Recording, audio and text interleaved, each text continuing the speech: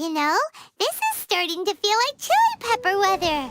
Paimon's hungry for some fresh and fiery, spicy foods that let your taste buds have a blast. And if there's one dish that fits the bill, it's blackback perch stew. Come on, let's pay a visit to One Min Restaurant. Hey, guess who's here? Oh, no way! It's the Traveler and Paimon! Ah, Traveler, welcome. Good to see you. What can I get for you? We want some blackback perch stew. All right, blackback perch stew it is. Make yourselves at home. It'll be right out for you in just a moment. Thanks, Chef Mao. I was just thinking about you guys, and now you're here. It feels like you heard my call and came running. You mean you were about to come looking for us? Uh-huh. There's something I want to discuss with you guys. Did you happen to see how the city looked on the way over here? Everyone's getting ready for the Moonchase Festival. Moonchase Festival? Is that another one of Liyue's ancient traditions? That's right! Moonchase is a big festival where we celebrate the arrival of the fall by moonlight. The old folks say that thousands of years ago, this was the time of the year when the Adepti would seek the way. But it's completely different nowadays. We eat our favorite foods, spend time with friends and relatives, enjoy the moon and the flowers. So much easier. Basically, we just do all the things that people like doing and don't take a whole lot of effort. Sounds like Paimon's kind of festival. With your great taste in food, Moonchase Festival is sure to be to your liking. Hey, if you got a problem with Paimon's taste, just spit it out. So are you guys free these days? I'm taking part in this year's Masterful Chefs. If possible, I'd like you to be my culinary consultants. That's right. Getting some suggestions from friends will broaden your horizons. Masterful chefs, huh? So is that like a competition? Right, yeah! I guess you probably haven't heard about it before.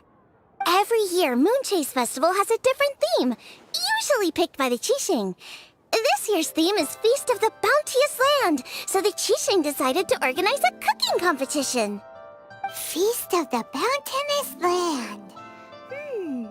Pretty much sums up what Liyue is all about. Great theme. I totally agree. I heard it was Ningguang that came up with it. She's so amazing and so full of mystery. Well, I want to take part in the competition, but coming up with new dishes is hard work. By the time you finally thought of something, cooked it, taste tested it, it can be hard to judge whether you're really into something or not. And so, I was thinking, I could get the two of you to help by gathering everyone's thoughts on what makes a great dish.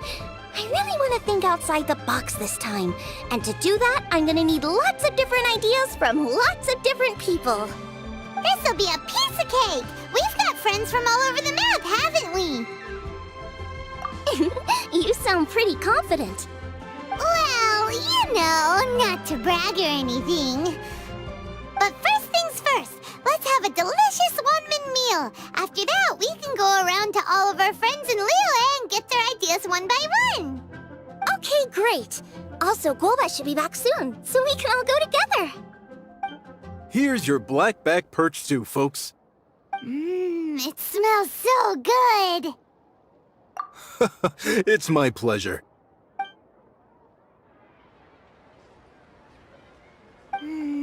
That was so delicious.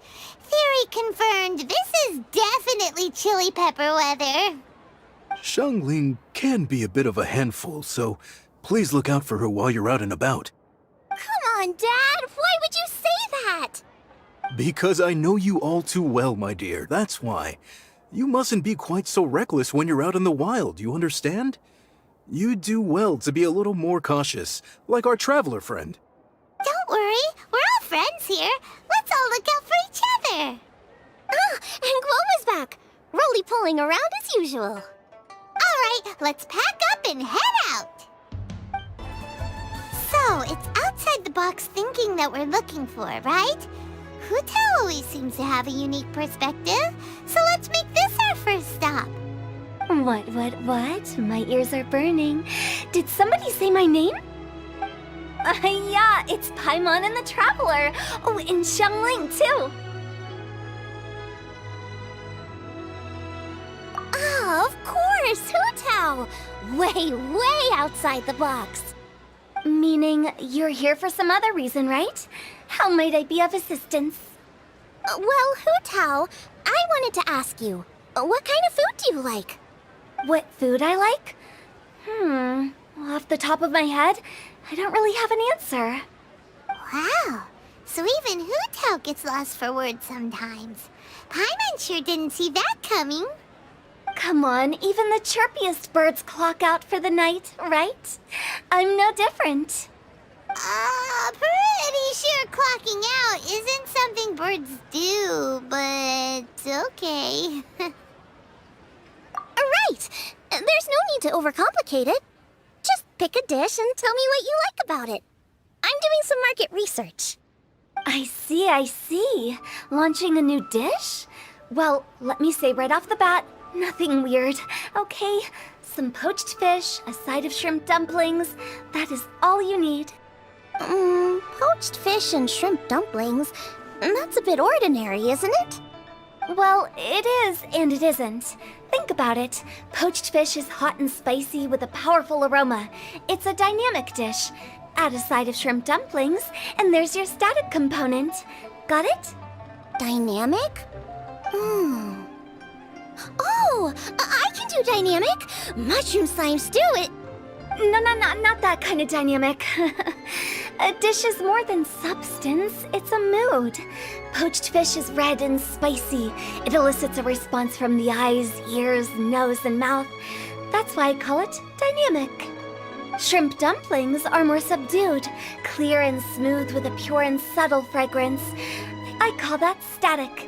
Combining dynamic and static is how you create a perfectly balanced meal. A union between opposite but complementary features coexisting in perfect harmony. Paimon didn't follow that at all. But at the same time, it kinda sounded smart, so... Okay, dynamic and static. Opposite but complementary. So is this just another way of saying you should keep everything balanced? You know, a little meat, a little veggie, a little salt, a little sugar? Bingo! Except I don't think you need to have a sweet dish for it to be a complete meal. Personally, I always skip dessert. Okay, I think I got it. At first I thought you were just goofing around, but actually you make a really good point. How did I ever doubt you, Hu-Tao? Thanks. When it comes to telling tales, the storytellers have got nothing on Hu-Tao. Sounds suspiciously like a compliment to me. I'll take it.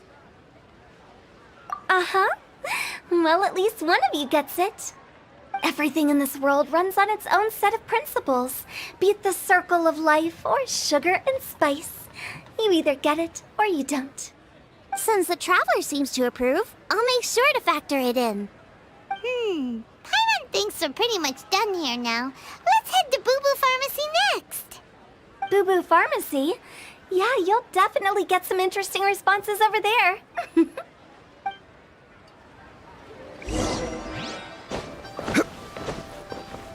If you find out anything interesting, you've got to come back and tell me about it. Oh, it's you. Is everything okay? Why, if it isn't the special guest who seldom visit. Less busy than usual, I see. Yikes! What happened to Baiju's voice? Excuse me? The neck. Oh, it's just Changsheng. Welcome. Here to procure an herbal remedy, I presume? No. We actually came for the conversation this time. We're here to talk food. I'm entering this year's cooking competition, so I wanted to ask you both... Oh, wait, there's 3 of you. I wanted to ask the 3 of you what kind of food you like. Most astutely self-corrected. We shall surely supply our assistance. You need to know what food I like? It's all the same. No flavor. Chi-Chi has some gustatory dysfunction and can't taste any food. Make no mistake, she's not being uncooperative. Oh, I understand. That's fine. Still, I'd expect Chi-Chi to have some sort of dietary preferences, though. There must be some dishes that you like the sensation of. Sensation? Yes, there's one. Coconut milk. Nice and cold. Well, that doesn't help us. It's not a dish, it's a drink. How about you two? Any thoughts? I like bite-sized morsels of meat. I agree with Chung Chung. Many of our patients are the elderly and young children. They find large chunks of fowl or seafood difficult to swallow and digest. Dishes where the ingredients have been finely chopped, on the other hand, are far more suitable for them. We also see plenty of people with colds and sore throats who find it difficult to eat rich food. From a purely pharmaceutical perspective, I tend to recommend soups and stews. Got it. Would that be medicinal soups and stews? Medicinal soup. I don't like it. I must apologize for having such a one-track mind. It's a little difficult to think about food without worrying about the health implications these days. We've had quite the endless stream of patients recently. If you ask me, I think the changing weather is to blame. That's okay. Everyone's input counts. Keeping it seasonal and suitable for all ages sounds like a pretty good idea, Paimon. Medicinal dishes have higher demands in terms of nutritional balance than the kind of food I normally cook. I don't usually focus on medicinal properties, but since this is for a competition, maybe I can score more points by taking both flavor and function into account. Food with substance. Always better. Everyone will like it. It's a great suggestion. Thanks, everyone. You're welcome. As long as we could help. It's great to have a doctor's unique perspective. I'm feeling inspired. Oh, how you flatter me. Receptivity to sensible suggestions make for a savvy chef. Oh, she is! Creating new dishes is Xiangling's favorite thing to do. You can be sure she'll put lots of care and attention into it. Everyone's got their hobbies, and mine is cooking. Usually I just go with my own ideas, but having a whole new perspective this time is sure to make a big difference to the end result. Great! That makes this whole trip worth it! Alright, time to move on to the next. So we've got an independent thinker's perspective and a health perspective. Next, Paimon thinks we should probably talk to some picky eaters.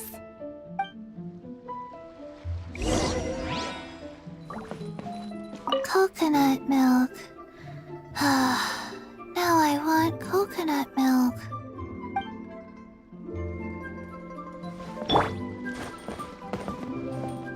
Coconut milk.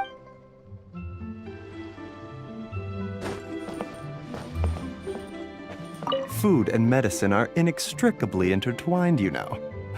To give a full account of all the ways in which they are connected, why, I'd have to start that story from a long, long way back. Shh! Nobody was asking. Oh, it's the Traveler in Paimon. And Xiangling. Greetings, friends. It's been a while. Hey, what brings you here? Has something happened? What's with this great big stone on the ground? Long story. So, just to confirm, I will assume responsibility for handling this stone of unknown origin. Any objections? None here. You know how to get things done, Kuching. As long as it's with you, I can rest easy knowing that it's in safe hands. Should I take this to mean that you doubt the relative safety of leaving this in the hands of the Tianquan? Huh? Well, for starters, Kuching is the one who's always out running errands, rain or shine. Besides, you don't seem to give a wooden more about this whole thing anyway, so what's it to you? I was merely joking. You, meanwhile, seem only too ready to pounce when an opportunity to publicly lambaste me arises. Even when it means giving our poor mutual friend here the cold shoulder. By no means. You wish to know about the stone, I presume. Then let me invite the great seafarer Captain Beto to tell the story, if she would be so kind. You... Fine. Well, it's a big one, right? And such a smooth surface, too. Makes you think there's gotta be a good chunk of jade in there. It was found by a fishing crew, not far off the coast.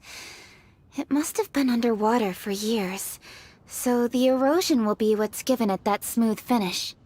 Finds like this cannot be kept as private property, and must be submitted to a holder of public office. Placing it into our custody will also give them peace of mind. So, what's inside it? Well, we've hit it with just about every weapon we could get our hands on and haven't managed to even dent it yet. Clearly there's more to it than meets the eye. No weapon could smash it open. Wow. Paimon doesn't think we've ever encountered a stone like that before. Kuching has taken an unusually keen interest in this giant stone, which is why we are leaving the matter in her capable hands. Let's put that aside for a second. Traveler, what brings you here? Were you looking for someone? Actually, we were looking for all of you. We need all hands on deck here. Oh? Hopefully not because there's been some sort of cataclysmic event. No, nothing like that. Paimon's just getting carried away. I just wanted to ask everyone about their food preferences. Food preferences? That's a little unexpected. I have rather simple tastes. Precise, pure, smart, and sophisticated. That is all I require. That's your idea of simple, huh? I summed up my culinary requirements in 4 words. Is that insufficiently simple for you? A few weeks out on the open ocean would fix your flawed definition of simplicity, let me tell you that. What about you, Beto? Me? If it's freshly cooked and piping hot, that floats my boat. If it's got a little chili pepper in there too, I'm one very happy captain. Paimon thought you would have said bar food. Oh, bar food works too. As for me, it's got to be seafood. Okay, got it. So, seafood, piping hot, and, simple but sophisticated. And that's where I would disagree. Traveler, surely you've heard of golden shrimp balls. Oh my, they're my favorite. You need to wash and devein the shrimp, wrap it in finely sliced potato strips, then deep fry it to perfection. There's no room for cutting corners. They're very precisely put together. They taste pure, the presentation is smart, and the skill needed to cook them is highly sophisticated. It fits Ningguang's forward summary to the letter. Huh. So what you're saying is, for all the frills and trills, good food is all the same at the core? I heartily agree. Golden shrimp balls are a prime example. Their essence lies in combining art and nutrition in a single package. It is a dish of true value. Okay, got it. So Kuching loves golden shrimp balls. I didn't say that. Did I? No, at least not outright. Alrighty. Thanks for all your input. I'll be sure to take it all into consideration. Traveler, Paimon, do you have anything planned after this? Good. I'd like you to help me investigate something. It's about this stone. You picked the right people for the job. We investigate stuff all the time. My thoughts exactly. The Qixing has a public duty to deliver our final verdict to the fishermen, but there are also some things I would like to investigate on a personal level. I'm sure you've become acquainted with the general background of the Moonchase festival. However, I have my own understanding of this festival's roots. My grandfather was a researcher of Liyue's traditions. In his notes, he indicated that there was a deity called the Stove God in ancient Liyue, which people paid tribute to at a certain time of the year. Very few written records make mention of the Stove God, and those that do are notoriously confusing. Some scholars believe that the Stove God was just another title held by the Lord of Geo, but others suggest that this was a different deity altogether. One folktale even claims that the ancients found the Stove God's shrine, but there was no statue, only a huge, smooth slab of stone. Shortly after it was found, the stone was lost in transit, and it hasn't been seen since. This stone here has all the same features, so I suspect it could be the one that went missing all those years ago. After many years of researching ancient texts, my grandfather came to believe that the practice of paying seasonal tribute to the Stove God may be best described as a festival. He called it the Stove God Festival. That would make it the forerunner to the Moonchase festival we know today. But this is all just theory and conjecture. To prove any of it, we'd need to start by identifying who the Stove God really was. Now that Rex Lapis has passed on, and Liwa has entered the age of humankind, his successors should continue to respect our nation's culture and traditions, just as he did. That's why I think the responsibility for this situation should fall to me. It's a chance to shed light on our history, revitalize an ancient tradition, and possibly prove my grandfather's hypothesis along the way. With any luck, we'll nail all three in one fell swoop. It was just a couple of days ago that we received this stone, right after we decided to use food as the central theme for this year's festival. It makes me wonder. Maybe a divine will is at work behind all of this. 3 birds with 1 stone, huh? That's pretty efficient, even for cooking. Hey, don't worry about that. This sounds super important, so don't mind me. Besides, we're only... Wait a second. I got it! What? Why are you shouting? Ka-ching, can I tag along for your investigation? But... Since it's all about the Stove God, I might get to learn something useful about cooking along the way. It'll be great inspiration for me in the competition. Please, let me come along. I promise I'll help. if it means that much to you... Okay, I suppose you can come. Really?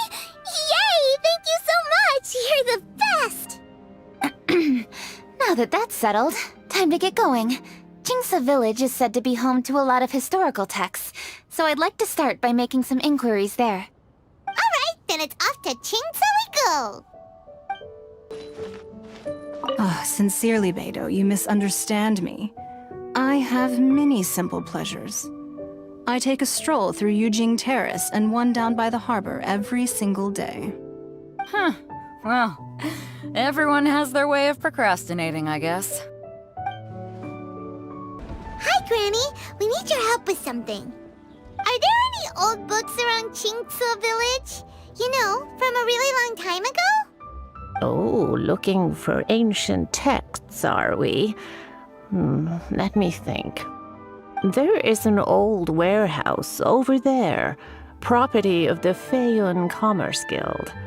Many books are stored inside, those that they have no room for at home. In fact, their youngest comes over this way to read sometimes. The Feiyun Commerce Guild's youngest? You must be talking about Xingqiu. Paimon didn't know they had a warehouse here.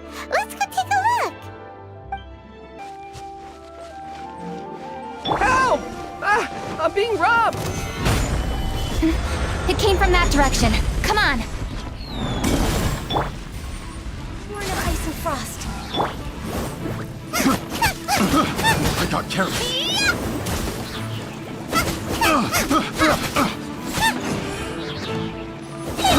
I got careless.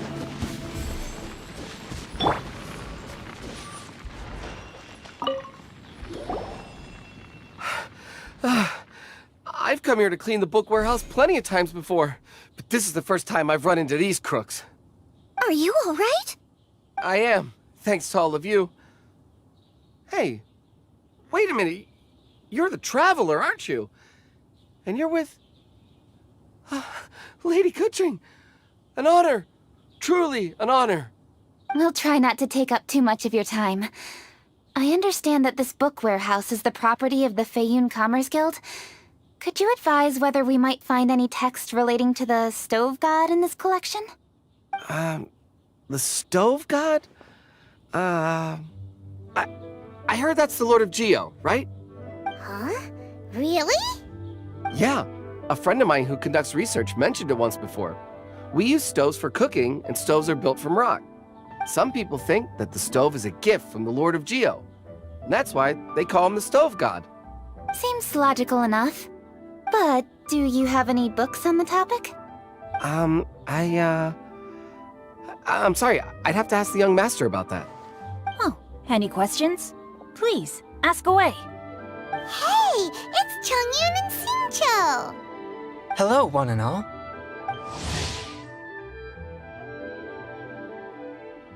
Hey guys, what are you doing here? I was bored with nothing to do, and thought I'd come out this way for a bit of reading. And then I thought, why not bring Chongyun along too? Yes. I'm just along for the ride, really. I see the Yuheng Kuching is with you. Whatever brings you here must surely be a matter of grave importance. Master Xingqiu, if I may be so bold, do you happen to know if there are any texts on the subject of the Stove God among this collection? Since I personally selected which volumes to store here, I do have some recollection of their contents. If my memory betrays me not, there is one volume among them called Demystifying the Legends of Liyue, which mentions the Stove God. Might I take a look? Certainly. If it pleases my lady, I shall lead the way. Sheng, I will take care of things here. You're free to go about your own business. They're back! So did you find it? Yes, Master Xingqiu has quite an exceptional memory. Demystifying the Legends of Liyue does indeed mention the Stove God. However, it says the following. The body of the dragon wielded a tail that could eclipse the sun, and claws to command fire and teach the ways of wisdom. Receiving the gift bequeathed unto them, humankind cooked food with fire, and thus did they prosper. The body of a dragon? The stories about Rex Lapis say the same thing. That much is true, but this is the only passage in the whole book. If we want to find out more, we'll have to continue our investigation. There's nothing further to discover here. It seems we'll have to look at other options. I come from a long lineage of exorcists, and our family too has amassed a number of ancient texts. Now that you mention the Stove God, I seem to recall reading somewhere that this god once appeared at the Guili Assembly. Of course, I can't say if it's true or not. Books are penned by people. All they can do is show what the author was thinking. Everyone's mind is different, so every book on a given topic will give a different account. I apologize that we could not help in a more substantial capacity. Your help thus far is quite ample. Liyue is a vast and rich land. All things that existed here in the past have left their trace. So long as we do not abandon our search, it is sure to bear fruit eventually. Thank you all. We will continue our investigation elsewhere. Oh, hold up. I had a question too. Xingqiu, Chongyun, could you tell me what kind of food you like? Food? Oh no. You're not thinking of taking part in the Masterful Chefs, are you? Yeah, I totally am. What's wrong? You look like you've just seen a ghost. Xiangling, this is a major event. I beg you, please don't cook anything strange for this competition. What do you mean, strange? Mushroom slime stew, to give one example. Okay, fair enough. That dish isn't my most popular. But that's why I'm doing all this research, so I can create some really special dishes to win everyone over. Well, in that case, I like cold food. That's because you can't handle hot and spicy, right? Yes, you're absolutely right. My tastes are on the mild side. I prefer gentle dishes with minimal seasoning. Soups and stews, vegetables and No surprises from the Gugua Geek. Okay, another mild child. Got it. These are just personal preferences, and everyone's are quite different. Are you sure this eclectic mix of opinions will be of any use? Of course! You're my customers, and putting a smile on customers' faces is my calling as a chef. Though Xiangling's market research blade stabs often into the dark, her heart never strays from the noble path. If anyone can win hearts and minds with master cooking, it's gotta be someone like Xiangling. She's got pure intentions and really cares about the customers. No, where's all this praise coming from? Knock it off, guys. You're embarrassing me. Sorry for holding you all up. That's all I needed to know. Shall we carry on with the investigation now? Over to you, Kuching. Where to next? So we've learned the Stove God allegedly made an appearance at the Guili Assembly. But today that place is largely a wasteland with few traces of human activity. Wangshu Inn is close by, so let's stop off there on the way over and see what we can find out. Forgive us, for this is where we must part ways. May your journey be a smooth one. Yes, best of luck. If you run into any difficulties, come and find us. We'll be only too glad to help. Let's go! Next stop, Wangshu Inn.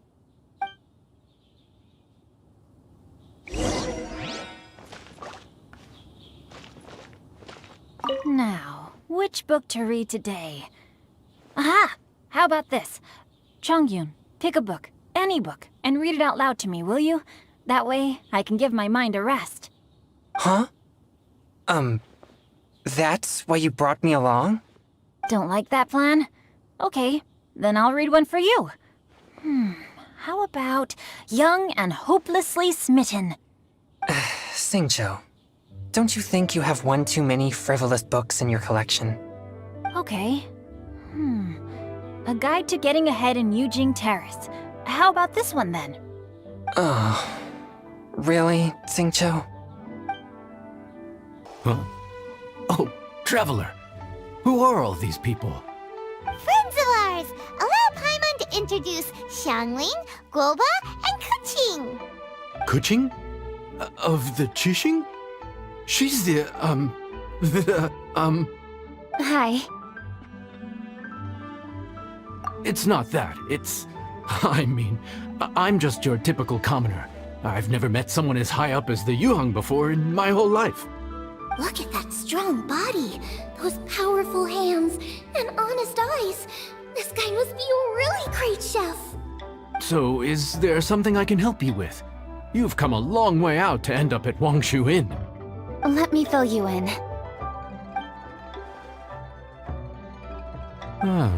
Okay. I see.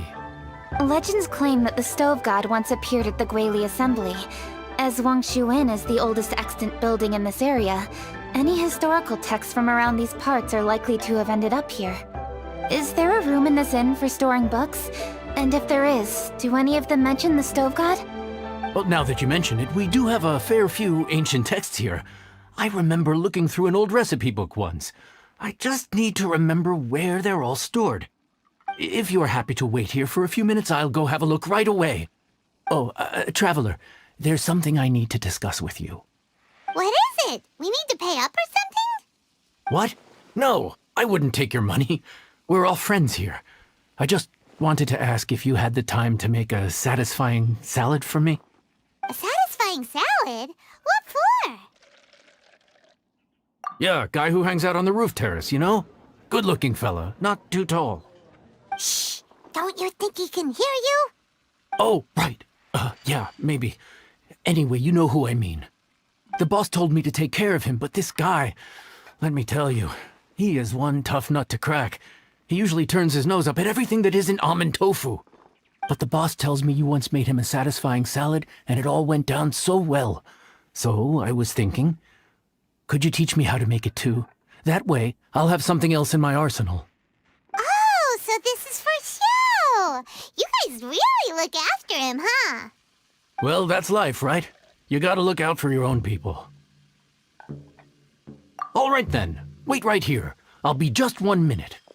Clock is ticking! 59, 58... Sorry for the trouble, Traveler. Okay. Here you are. Thank you ever so much. While Kuching's reading her book, let's make that satisfying salad. Xiangling, what are you gonna do? I'd love to come watch too, but I don't want to get in the way, so I'll just stay here with Kuching. Okay, shall we go then? Go ahead and get started. I'll just watch from over here. I only need to watch you make it once to have it committed to memory. That should do it. All right, thanks for that. I think I've got it now. You got all the steps down, right? Of course. Don't forget, I am the best chef around these parts. Let's go see what Kuching and Xiangling are up to. Kuching, Xiangling, we're back! You finished cooking? Good timing. We finished our reading, too. And? Useful? Or no? Useful. There is a passage concerning the stove god, and it's not what we were expecting. I quote, 60 miles to the northwest is the Guili Assembly. Many were settled there, where they hunted in groups, farmed the land, and made their living from what the soil yielded. When the stove god descended, one god became many, all of which were the height of children. As does a star when it descends into the world, so the stove god went out among the common folk and taught them to create fire. With fire, the people at last learned to make hot food, and they dined on rice congee and cooked meat thereafter. This is a radically different account from the one given in Demystifying the Legends of Liyue, and also a conflicting one. One god became many? Does that mean there was more than one stove god? Taking the text at face value, that is what it says. Went out among the common folk and taught them to create fire. So did the stove god really go and teach people how to cook firsthand? Now that's a god who truly cared for their people. So, we've got two leads, but they contradict each other. How do we know which one to believe? By continuing our investigation and reserving judgment for now. Thank you for this text, Yanxiao. It's my pleasure, really. Think nothing of it. If anything, I should be thanking the traveler. Listen, you've helped me an awful lot. Not just today, but in the past, too. I want to make it up to you properly, and as it happens, things are pretty quiet here today. So I'd like to take the chance to treat you all. What do you say? Will you stay for a meal? Wow, he sure sounds confident in his cooking. I like that. Confidence is one of the best ingredients a chef can have. I really want to try his cooking. I say we take him up on his offer. It's hard to refuse a generous offer like that. Yes, I think we can fit this in. Yanxiao, we await your culinary creations with great anticipation. I won't disappoint.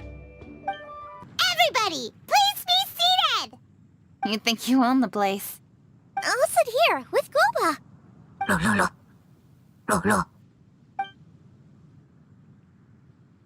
Here we are. That's everything you ordered.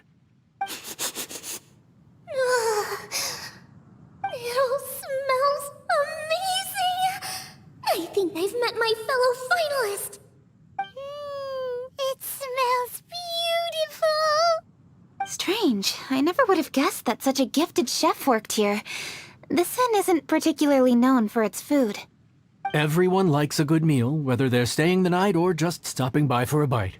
We call it an inn, but the fact is it's much more than that. We have to cater to all aspects of daily life to make this a true home away from home. Please enjoy your meal at your leisure. I should get back to work now. Yanxiao, are you taking part in this year's Masterful Chefs? Huh? You too? Yup, I've signed up already, and I've got my eyes on the prize. Your cooking's delicious, Yanxiao. I'm really looking forward to seeing you in the final. Huh. Interesting. All right, I'll see you there. What was that? Some kind of power move? No, it seemed more sportsmanlike than that. Yup, he's a really talented chef. His food was excellent, and it showed he has a level-headed personality. That's the kind of chef that could be a match for me. I haven't had any competitive cooking experience since my cook-off with Brooke in Springvale. You're too kind. Guoba, what are you doing? Guoba's eating the... Those were Kuching's! How could you steal them while she wasn't looking? Oh, my golden shrimp balls. Huh? You right, every last one? Guoba, we've been through this. When we're with friends, you gotta be on your best behavior, okay? I'm so sorry, Kuching. I promise I'll make it up to you. What's the big deal? We can just get another plate. After all, it's Yunshao's treat today. It's not the same, though. The moment's gone. Sure, you can eat something else, but you can never go back and change the feeling of despair as your food is snatched away from right under your nose. The dining experience is a trinity of emotion, food, and atmosphere, and you've got to have all three to make it work. I have to say, now that you mention it, that is a very accurate appraisal of the situation. I'm gonna make it up to you, Kuching. Is there anything you want to eat? Anything at all. Whatever it is, I'll make it for you. I don't have high hopes for this, but equally I don't want her feeling guilty. Okay, I'll let her do this for me. If you insist, there is one dish that perhaps you could try making for me. It's an old recipe from my grandfather's notes. No problem. May I see it? I'll get it to you when we're back in Liyue Harbor. Traveler, have you finished eating? Before we do anything else, let's head back to Liyue Harbor. I need to fetch something.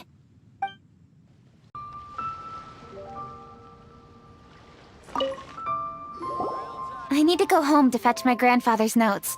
Let's meet at Wanman Restaurant later. Great! I'll go get everything ready. Traveler, what about you? Are you gonna do your own thing for a while, or do you want to come in and have a seat? I actually have something to discuss with him. You go ahead. We'll join you later. Okay, gotcha. Traveler, come here for a moment. I need your advice on something. What do I need to do to get along with Xiangling? Seriously? That's what's stressing you out? What's so strange about it? Why are you looking at me like that? You're super smart, and you're always so sure of yourself. Paimon thought you'd never need advice from anyone about anything. Well, that's just ridiculous. Xiangling's always so warm and friendly with me. This time especially. And now she's desperate to do me a favor. So, is that supposed to mean... we're friends already? I'm just not used to dealing with people who are so warm right from the get-go. How exactly am I supposed to respond to that? Okay. Noted. Thank you, Traveler. I'll see you again shortly.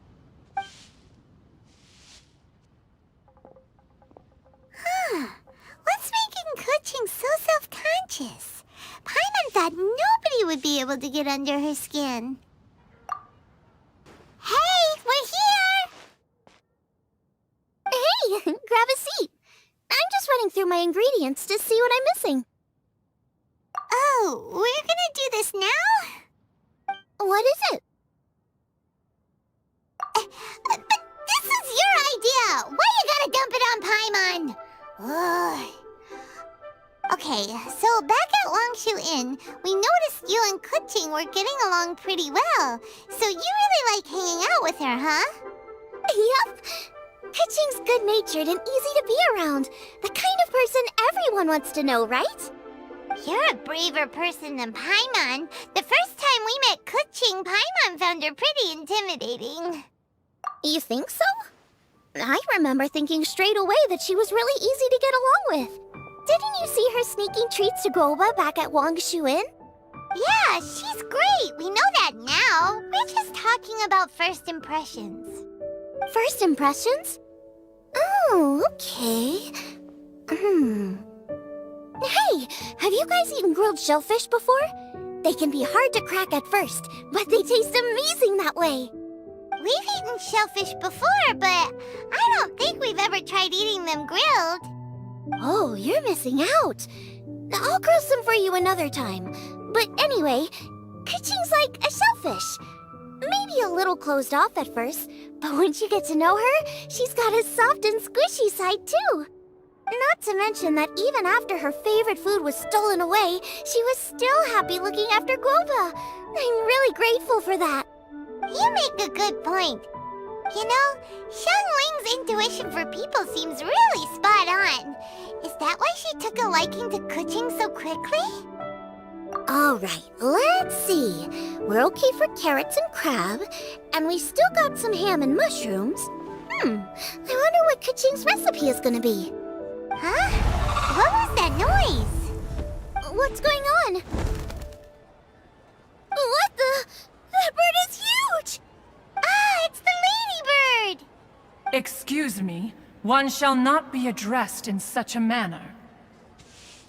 One shall be known as Adeptus, whose name, should you care to mention it, is Cloud Retainer. Cloud Retainer.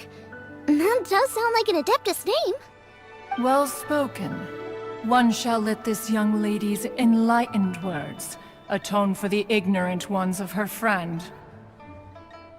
A while it has indeed been, traveler. Does one surmise correctly that you hasten hither to partake in the Moonchase festival?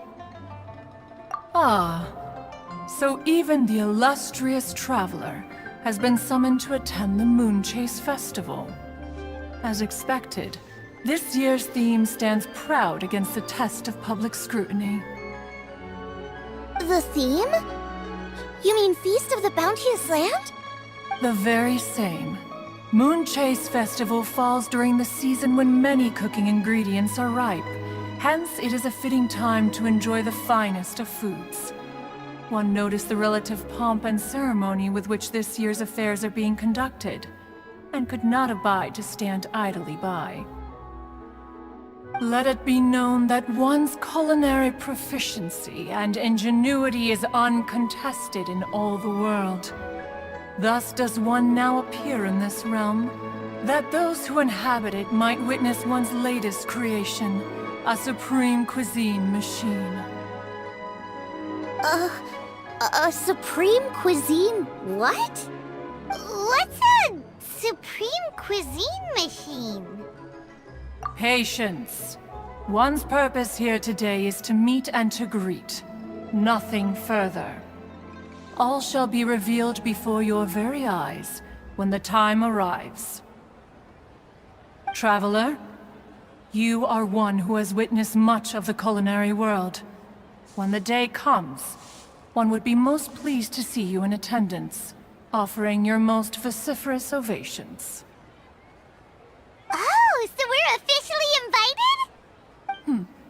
That which is implicitly understood needs not be made explicit, let alone official.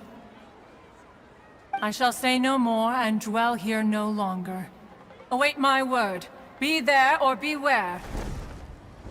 This bird always disappears just as quickly as she shows up. Oh, wait, not bird, Adeptus. Hey, wait! Isn't she technically an illuminated bird, though? She seemed like someone very prestigious and very talented at cooking. She definitely loves her food. What are you all huddled together over here for? The Adeptus left already. Yay! Kaching's back! Sorry I kept you waiting, Xiangling. This is the recipe from my grandfather's notes. They're not in the best condition, so rather than bring them out of the house, I just transcribed the recipe. Unfortunately, the texts my grandfather worked with were very old, usually faded, damaged, or both. Some parts are missing from this recipe, too. Do you think you'll still be able to work with it? Oh, okay. Let me take a look. Give me some time. I need to look into it. Sorry for the trouble. You're all here? That voice sounds familiar. Sorry to interrupt your conversation. I was in the area buying a few things, and I heard the disturbance, so I felt compelled to come take a look. You mean Cloud Retainer? I saw her too.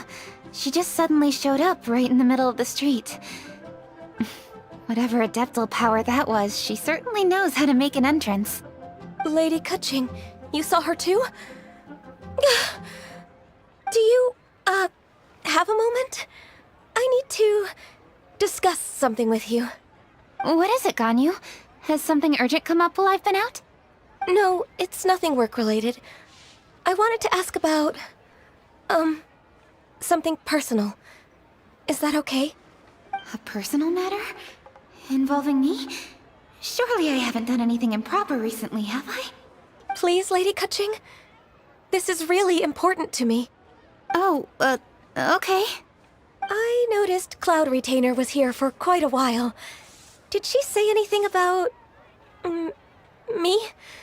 When I was young? About your childhood? No, nothing at all. What?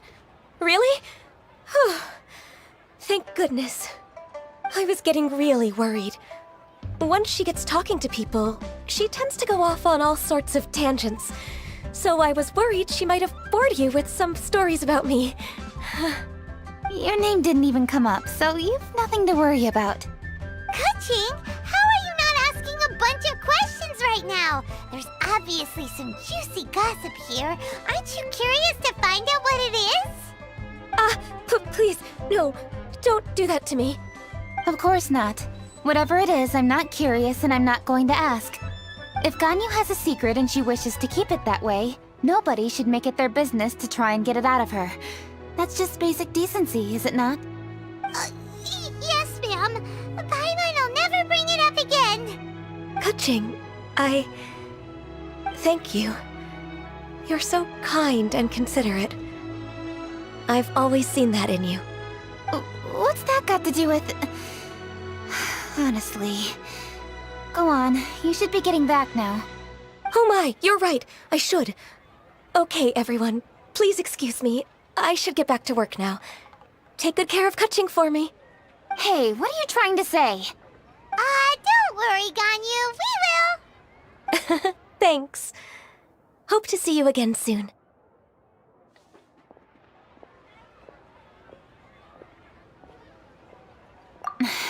Just ignore her. Hey everyone! I just had an idea! It only occurred to me when that Adeptus showed up. Do you think the Stove God could be an Adeptus too? Ooh, could be! I don't want to assert either way, but it seems highly likely. In that case, we should go ask the Adepti about it. I think my master might be able to help. Master?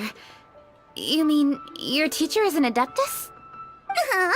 She's over at Yujing Terrace. Come on, I'll introduce you. Master!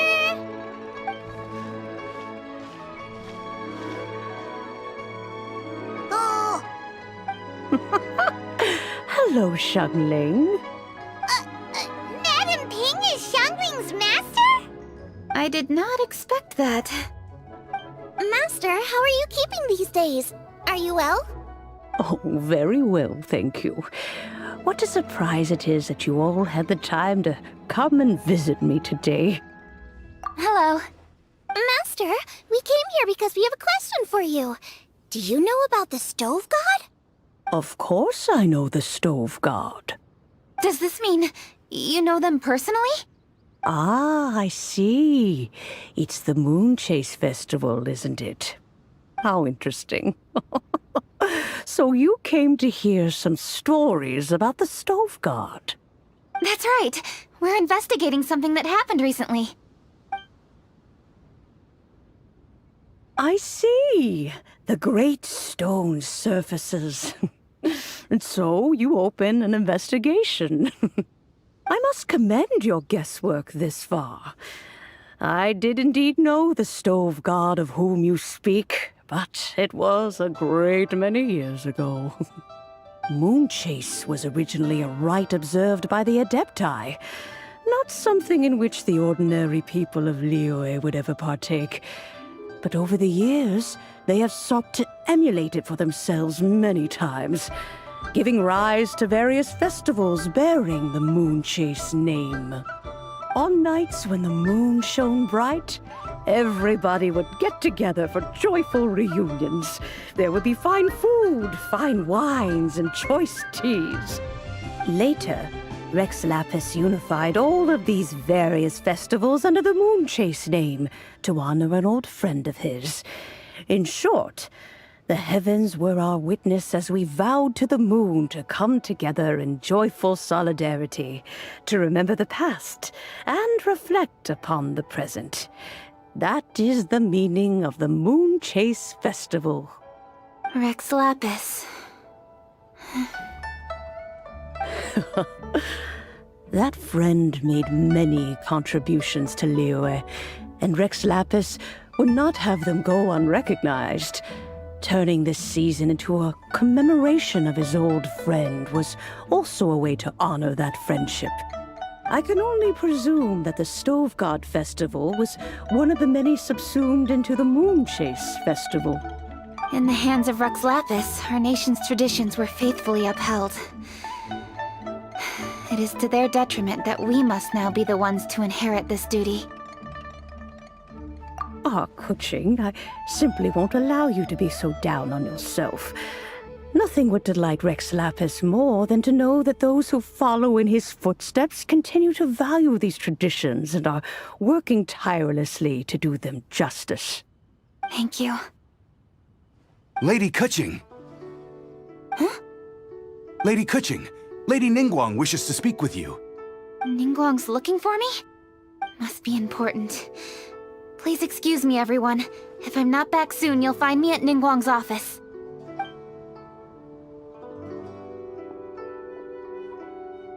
There she goes. Kuching's a lot more serious when she's got her work face on. Do you want to know who Rex Lapis's friend was? Oh, Paimon does! Yes, precisely. There are few genuine coincidences in the world. The story of the Lost Festival and the old friend are indeed one and the same. The Stove God was a good friend of mine, too. What a pity it is that the god is now gone both from the world and from people's memories. How could that happen? It is to everyone's regret that the Stove God passed. But gods cannot be fully destroyed, and we made a pact to wait until the land became fruitful once more. For perhaps the Stove God would then return, albeit in a new form. Really? Master, you must miss the Stove God a lot, right?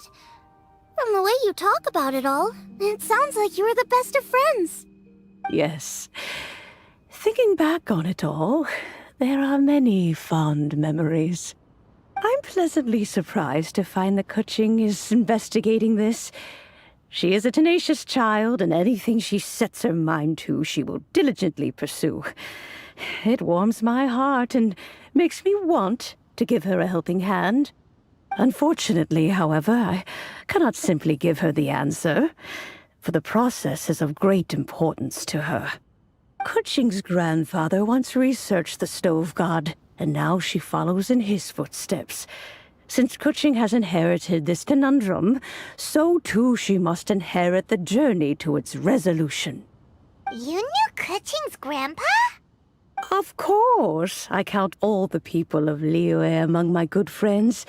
I remember when he was the same age as Kuching is now. So young. Grandparent and grandchild are definitely made from the same mold. Both diligent enough to take on anything and bold enough to see it through to the end. I like to think of Liyue as my own little potted plant. I've watched it grow and blossom, and it grows more beautiful all the time. In the blink of an eye, the buds of yesterday are in full bloom today. It's wonderful to see.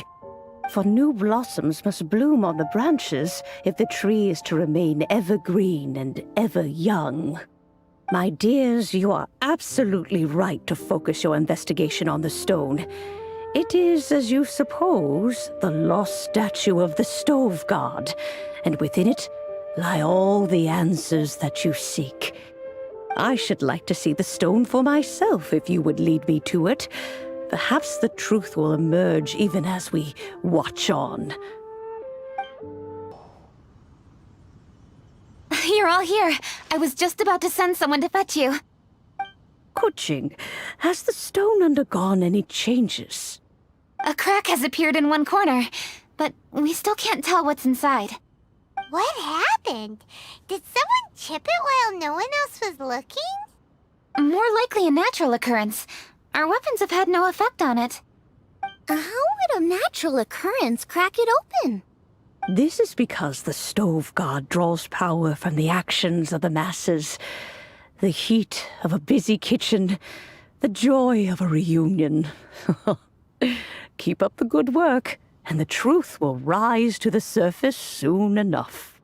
All the books say the stove god is the deity of food.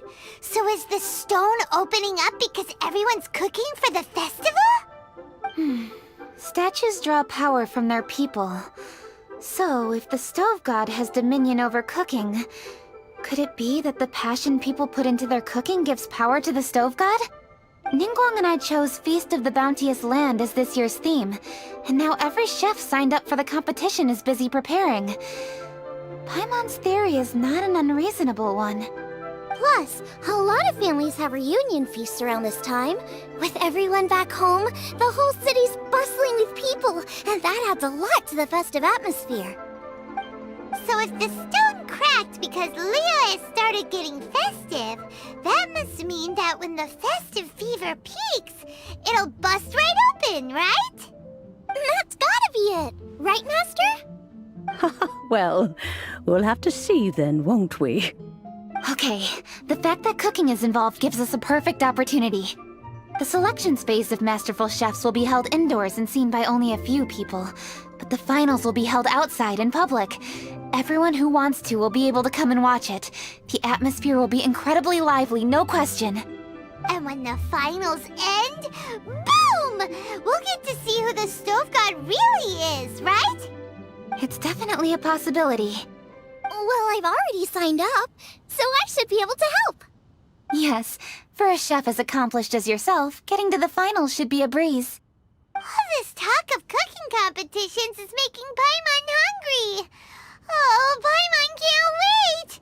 It'd be great if Paimon could take a nap and then wake up when it's the finals. Ling, we're here! Traveler! Paimon! Did you hear the news? I made it through the selections for Masterful Chefs! Really? Woohoo! That's great! It was a total breeze. I wasn't even trying. But a true champion never rests on their laurels. I'm still gonna need your help to prepare for the competition. I made a few new test dishes and I was hoping everyone could try them and give some feedback. Traveler, you wanna be the first? Oh, yeah, we did. And anyway, we get to eat your food all the time, so we're biased. You should find some other people this time, just to play it safe. Good idea! Okay, let me think. Let's get Beto to try it first. Beto! Yep, you can definitely trust her opinion. Let's go find her. Right now, she should be down at the docks. Let me box up this food real quick, then we can head on down. Beto, ahoy! Hey, look, who's she with? Hi, Beto. Hi, Xinyan. Are we interrupting anything? Xiangling! Woman of the hour. We were just talking about you. Beta was saying you and I should get ourselves on board sometime. Says the whole crew's been asking for us. Seems like you three go way back. Oh, we really do! Beto and Xinyan are two of my oldest customers, and I've helped out in the kitchen on board Beto's ship in the past. Recently, Xinyan's been planning to do a show on board, too. That's the plan. Good music's meant for sharing. You guys should check it out sometime. Will do! But I came here today because I made it into the Masterful Chef's finals, and I was just trying out some new dishes to bring to the competition. Can you have a little taste and give me some feedback? Sure, beats drinking on an empty stomach. Oh, about time. I'm starving over here. Let's see what you got. Oh, man! This chicken foo young's tasting awesome! Oh, this food is too good for me to be soaking up the alcohol with. These three seem to have a great time with each other. The only thing is you've got 3 dishes here. Chicken foo young, come and get it, and crystal shrimp, and they all taste kind of refreshing. Is refreshing really a flavor? When you spend all your time at sea, you don't have a lot of choice when it comes to food, especially on the longer voyages where you've got to stretch out your rations as far as you can. First thing you want to do when you get back on dry land is dig into a nice hot meal that's swimming in oil and has a ton of flavor. That's the exact opposite of Ningguang's tastes. Oh, sure is. Beto's tastes are pretty similar to mine and Xiangling's. Ugh, Ningguang. I am sick of hearing that name. Our tastes couldn't be more different. You'll never find us eating the same bowl of food. But last time when you were chatting with her, Paimon thought you two seemed to get along just fine. We're evenly matched. Guess that makes us equals. But I'm sorry, limp cabbage leaves are never gonna do it for me. Oh, I hear ya. Steamed cabbage and broth might be upper class and look fancy and all, but man, is it boring! It's never gonna give you that flavor explosion you get with some of the other dishes out there. So, Xinyan, are these dishes too mild for you too? Well, not so much mild. I just think you maybe missed a beat somewhere. Exactly. This is some fine cooking, no question about that. But if this is for a competition, it needs more oomph. Beat? Oomph? Are we sure these terms apply to cooking? Beat and oomph. Beat, yeah. You know what a beat is? I only know music, though. I'm nowhere near your level when it comes to cooking, so don't mind me if it doesn't make much sense. No, you're both completely right. Beat and oomph. That's what I need. I actually thought as much while I was cooking them. Even though this was a brand new combination, it still felt like I was missing that one thing that'll seal the deal. You know, really push it over the finish line. Seems like she's found her muse. Does that mean music theory is compatible with cooking? Hey! Paimon didn't quite get the implication, but Paimon can tell when you're being a meanie. Okay, I think I know what I need to do. Great! So this went really well. Don't hold back, just get out there and do your thing. You're a pro, Xiangling, and you've totally got this. Hands down best chef in Liyue Harbor. Ain't that right, Beto? Well, I think so anyway. More than any other chef. And there ain't a whole lot of people I'd be willing to say that about. I'll do my best. Thanks, everyone. All right, we'll leave you to it. I'm gonna take Xinyan on board for a while. Xiangling, they both had pretty strong taste. You sure that won't be a problem? Shouldn't we get a second opinion from someone with milder tastes? That's a good point. Beto likes her greasy stir-fries, and Xinyan can really handle her spice. Yeah, we should get another opinion. Now, who do we know whose tastes are on the mild side? Traveler, any suggestions? Who? Oh, right! Makes sense!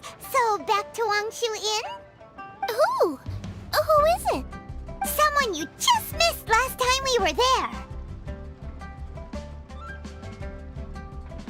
Huh? Oh, Paimon remembers! He said that we just need to speak his name and poof, he'll show up. Will he definitely hear us saying his name though? Maybe we should find somewhere quieter. Okay, let's take turns shouting his name. Uh-huh. Do I need to do this too? Paimon's going first. Ahem. Ciao!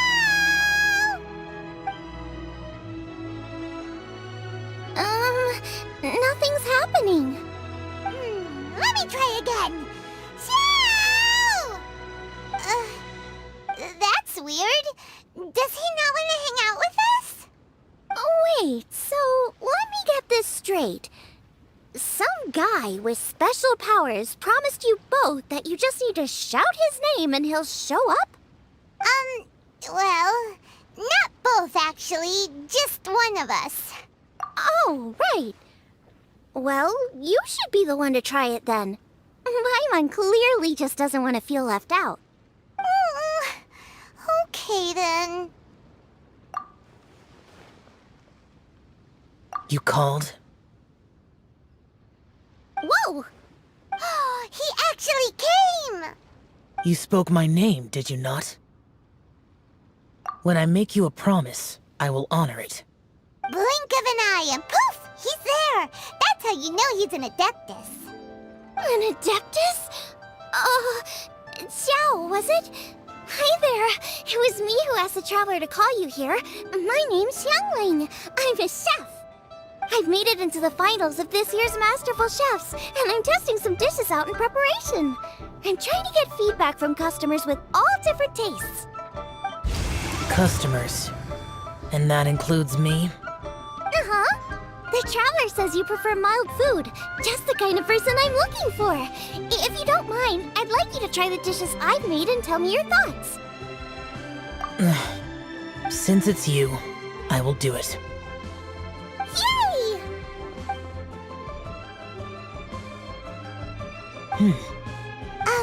How is it? Are you sure you can eat it? Don't force yourself. Tastes pretty good. Huh? Really? I can't believe it. An Adeptus says he likes my cooking. If my dad was here, he'd be crying tears of joy. You excel in the culinary arts. I'm reminded of another chef I know. That chef cooks dishes with soul, as do you. Both of you are masters of your craft. Who do you think he means? Smiley Yanqiao? If I had to find fault with something, the two sides are a little strong for my taste. Some minor adjustments would take this dish from excellence to perfection. Just my own opinion. Do not fixate on it. Take it or leave it as you see fit. All right, go easy on the sides. Okay, I got it. Thank you, Adeptus friend. It was really great to meet you. I'll be leaving now.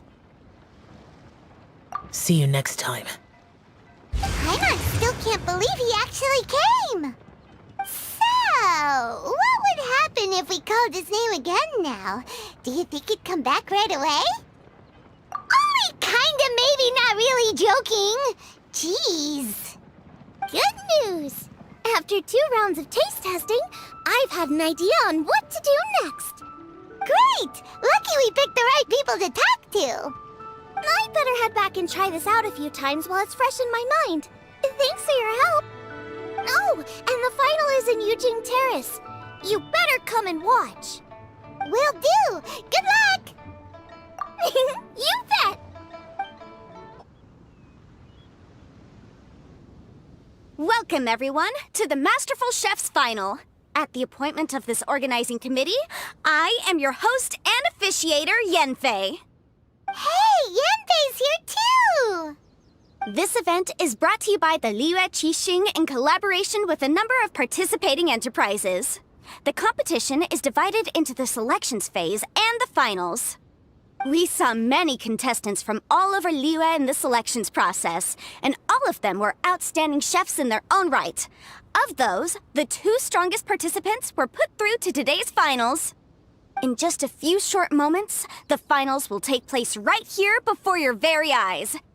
As the officiator, it is my honor and privilege to represent the organizing committee and indeed the people of Liyue in overseeing today's proceedings. Next, please allow me to introduce the judges. There will be a select panel and an audience panel. The 3 members of the select panel are the Tianquan, Lady Ningguang, the Yuheng, Lady Keqing, and last but not least, gourmet connoisseur, Uncle Tian. In addition to these 3, 10 judges will be chosen from among the audience to sample our contestants' dishes and cast their vote. That makes a total of 13 judges with 13 votes between them. Each judge will vote for their preferred finalist, and the one who receives the most votes will be today's winner. It's all so exciting! And now, please join me in welcoming our 2 contestants into the arena. Come on out! To my left, a competition favorite down from Dihua. Life's harsh when you live on a marsh, but this kitchen ace will put a smile on your face. Please welcome Smiley Yanqiao. Hi, everyone. Whoa, Yanqiao made it into the finals too! But what's up with him? He seems really nervous.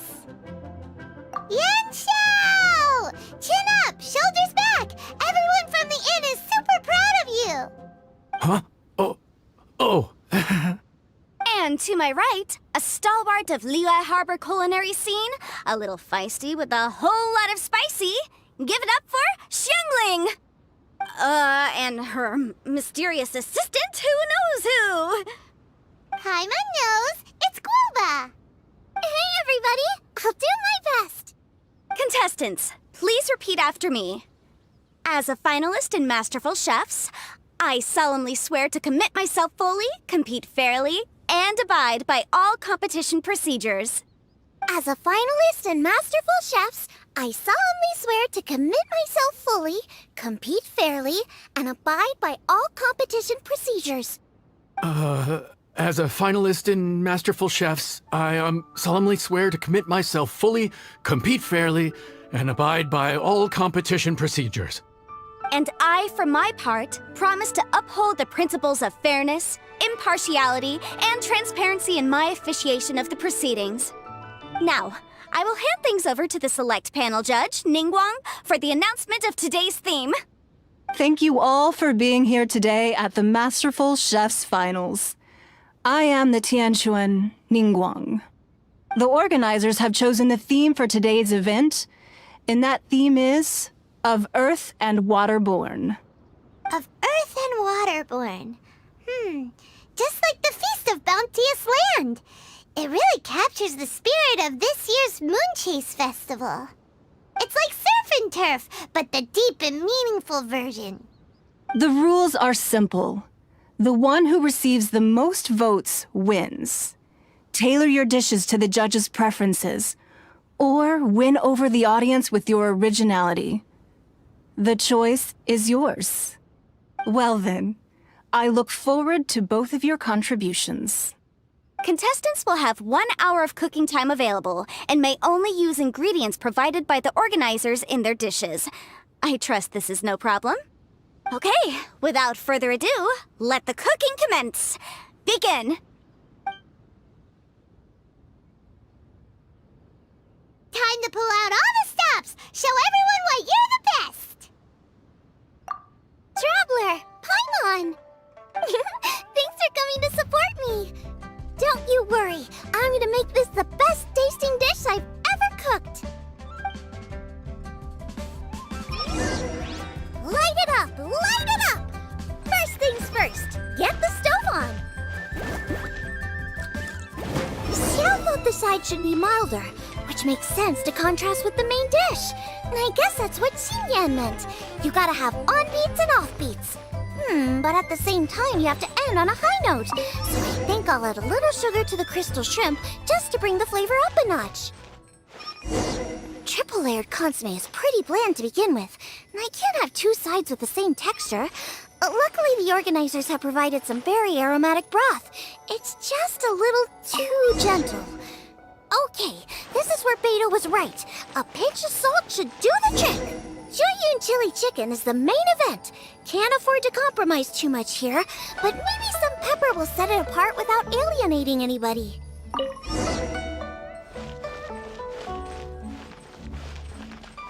Huh?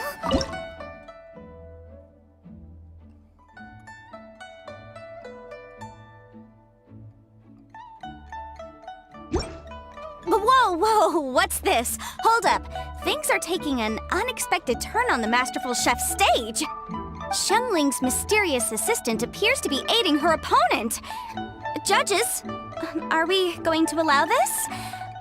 We knew in advance that Xiangling would be accompanied by a mysterious assistant, and the judges agreed that the two could be classed as one individual for the purposes of the competition. But what do we say to this? I take no issue with it. In any case, the assistant hasn't done much in the way of assisting. No competition would be complete without a little drama. All a part of being young. I won't be the old fogey that ruins it for them. Please allow me to explain to our host. Prior to the competition, the judges reviewed both contestants, and we can comfortably confirm that neither side is participating in a way that contravenes the competition rules. Xiangling is a highly accomplished chef, and her assistant is more like family to her. Xiangling prepares all of her own dishes herself, All that her assistant will do is occasionally provide a fire source. Given Xiangling's level of culinary skill, the difference between her using firewood or her assistant is a trivial one. I appreciate everyone's concerns. The presence of a mysterious assistant performing strange dance moves to cheerlead for Xiangling is a little unexpected. But the mysterious assistant has now started cheerleading for Smiley Yanxiao too, demonstrating total impartiality. By encouraging both Xiangling and her opponent, they have proven to be a fair supporter. That's right. Guoba's not really outside help. Guoba just likes to watch people cook. I'm sure the only reason they went over there is to try to help Yanxiao feel less nervous. I give you all my word, Guoba will not interfere with the competition. And I would also say that it's a loss to the competition if Yanxiao isn't at the top of his form. I say that as someone who's eaten Yanxiao's cooking at Wang Shuin before. He is an excellent chef, and I want this to be a competition between the best we both have to bring. I see. Most amusing. Uncle Tian, what's your opinion? I have no objections. It's an honor and a privilege to see two contestants so dedicated to having a fair and square contest. The judges and the officiator accept this explanation. Let the competition continue. Yanxiao, are you alright? I don't know what's wrong with me.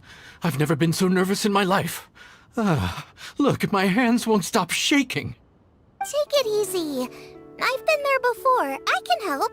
Try saying a tongue twister to yourself in your head. Or think of some happy memories about your dad. Why my dad? That's a bit specific. 'Cause that's what I do.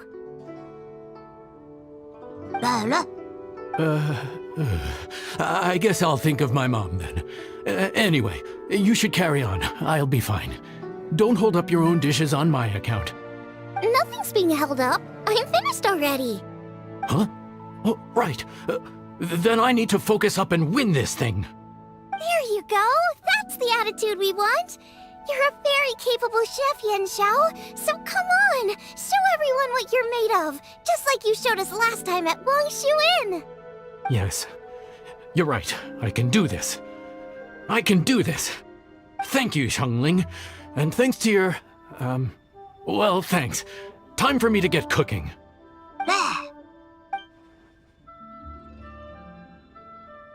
Time's up! Both contestants have now finished cooking. I would like to invite them to present their dishes to the judges for evaluation. We will proceed in the order that the contestants finished.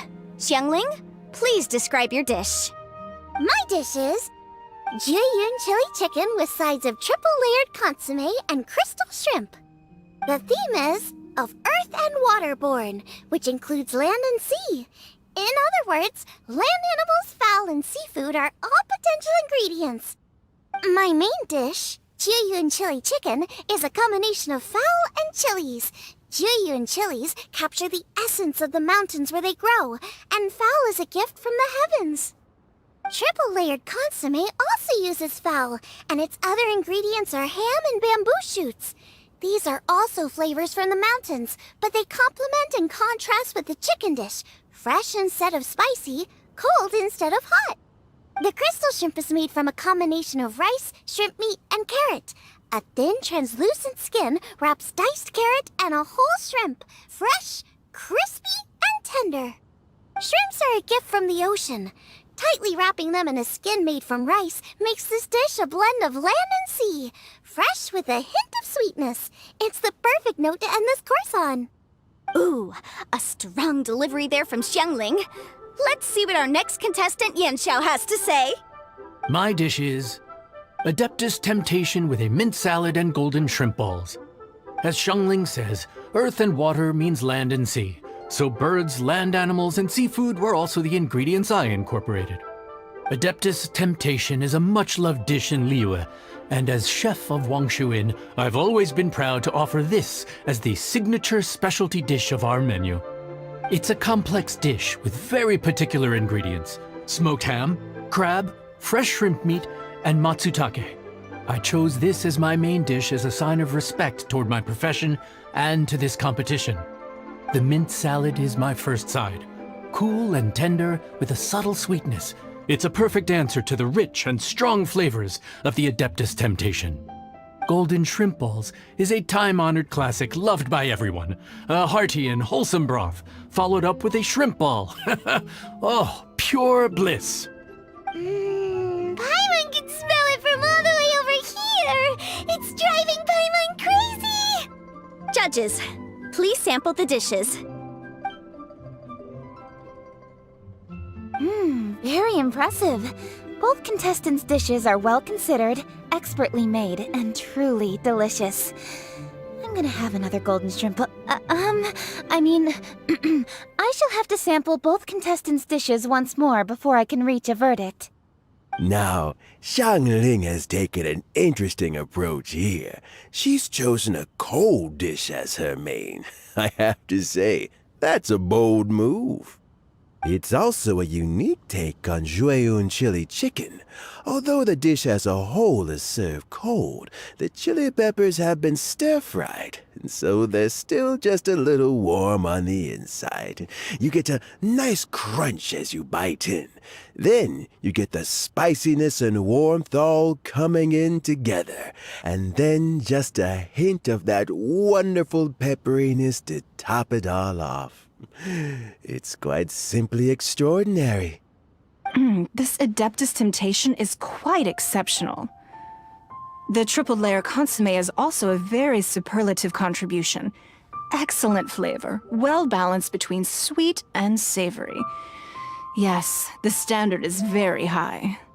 Judges of the select panel, I will now ask you to consider your votes carefully before writing them down and handing them to me. Also, the organizing committee has selected today's audience judges, and they are now evaluating the dishes. Everyone who's been lucky enough to sample today's dishes, please consider and cast your vote independently. How are we not involved in this? Why didn't they pick us to be judges? Paimon has buckets of passion and oodles of expertise when it comes to food. If they don't want Paimon, it's their loss. Oh.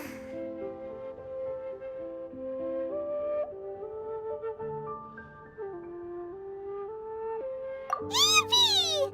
For all the chefs there are in the world, and for all the amazing dishes they can cook, the fact remains that you're the one who treats Paimon the best.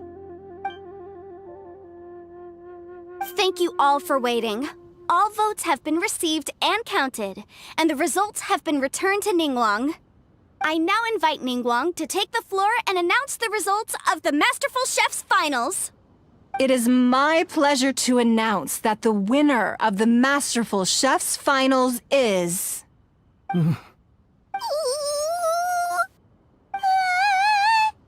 by a mere 1 vote margin, Xiangling! Wow!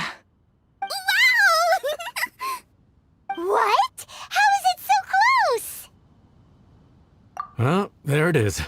I knew it. It was a close contest, but we have a winner. Liyue Harbor's Xiangling has beaten Dihua Marsh's Yanxiao by just 1 vote. There can only be one winner, but the fact that this was so close shows just how much both of these outstanding chefs managed to impress our judges. Thank you both for your stellar contributions here today. A big thank you to all the audience for being here today, especially those who have come from far and wide. As officiator, I declare the result of this competition to be fair and valid, thus bringing the Masterful Chef's Finals to a close. Thank you all for coming. Until next time. Please exit the venue in an orderly fashion, and remember to take all of your personal belongings with you. Come on, let's go over and take a look.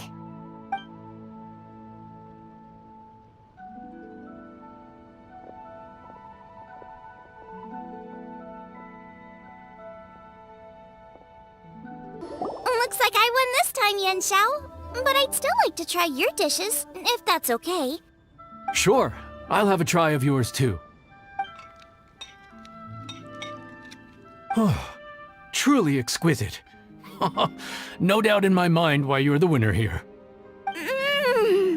This Adeptus Temptation is really good. It's so fresh, I'm almost moved to tears. Well, Just goes to show that you have a taste for the finer things in life. No, you've got me all wrong.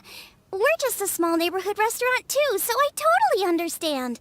Food is life, and customers are at the heart of all food culture. So humble food cooking is not to be looked down upon.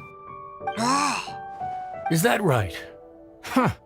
I'd heard you'd gotten famous for your experimental approach to cooking and were all about fancy and exclusive foods. Never realized you'd done your time in a small kitchen too.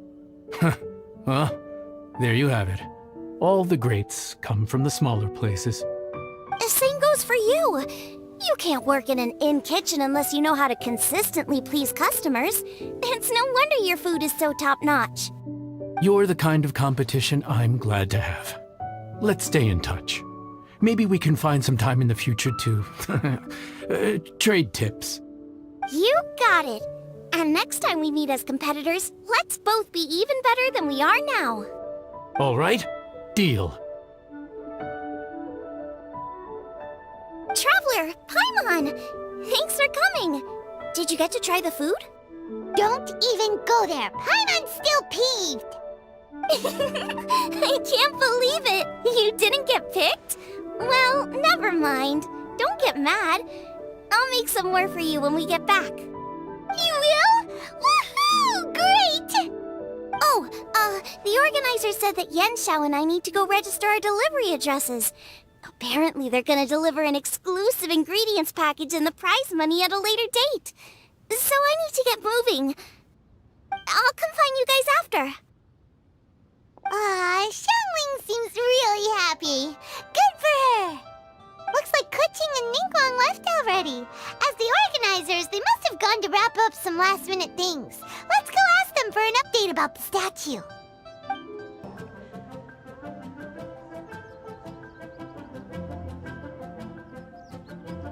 Kuching, there you are! Oh, you found me. Huh? Is everything okay? Traveler, I have found myself in something of a predicament. In the competition, I voted for Smiley Yenshao. So you're frustrated because you can't go back and vote for Xiangling instead? No, that's not it. As a judge, I had a duty to remain objective. I made my decision after thinking about it very carefully, and my conscience is clear.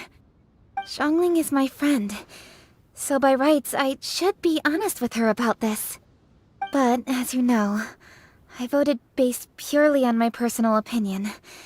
As a contestant, Xiangling may not be able to appreciate this. And I do not know how to deal with people of her temperament. I just don't know how to break it to her.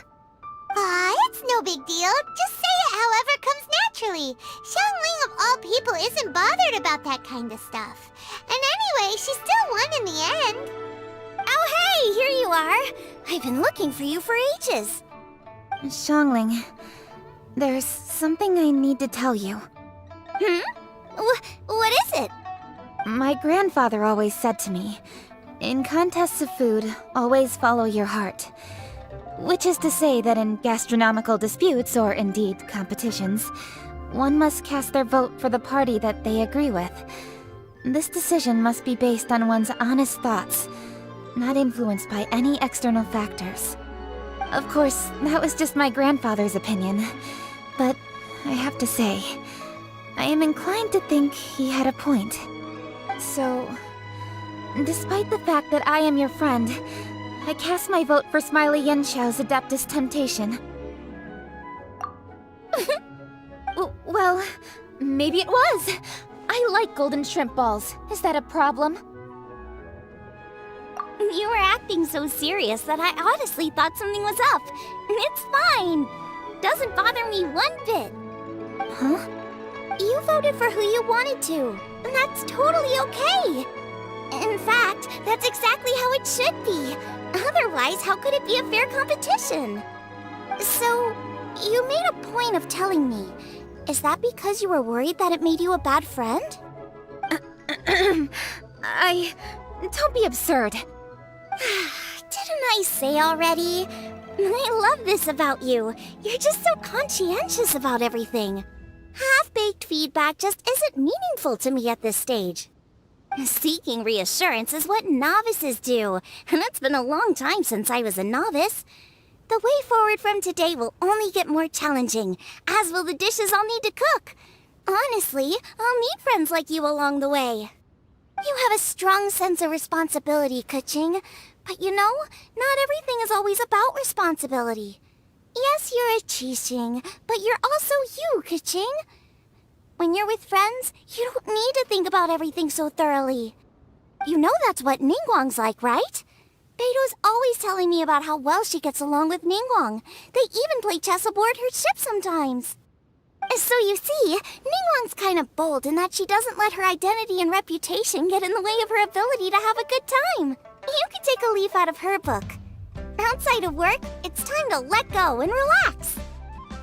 Traveler, Xiangling, anyway, what are we standing around here for? Let's go and check on the status of the Stove God statue. Oh, yeah! Paimon had nearly forgotten about that. Let's go see. How strange. It hasn't changed one bit. This doesn't make any sense. We cooked our hearts out. Does this mean the competition wasn't enough to awaken the statue? Oh well. I suppose it was simply not meant to be. Yeah! We've waited this long already. There's no harm in waiting a little longer. Right, Xiangling? Yep, there's still time. Let's be patient. We'll all see this through together. On another note, I have some good news for you, Kuching. Things are looking optimistic for that recipe you gave me. Master came by before the competition and filled in the parts that were missing. So now I'll be able to cook it.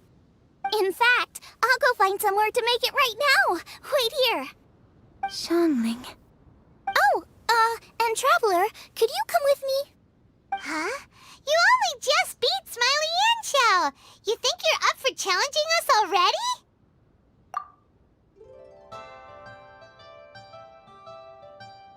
Obviously not what I meant.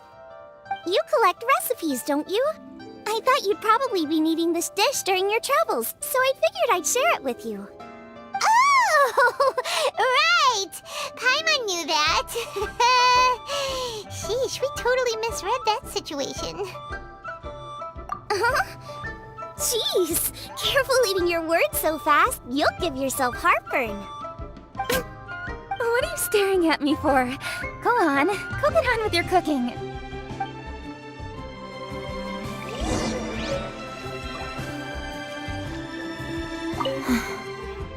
Will we ever manage to reawaken the statue?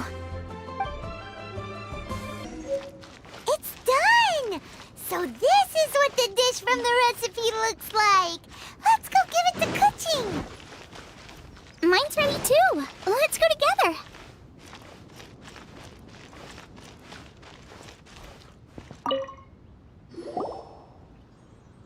We're back!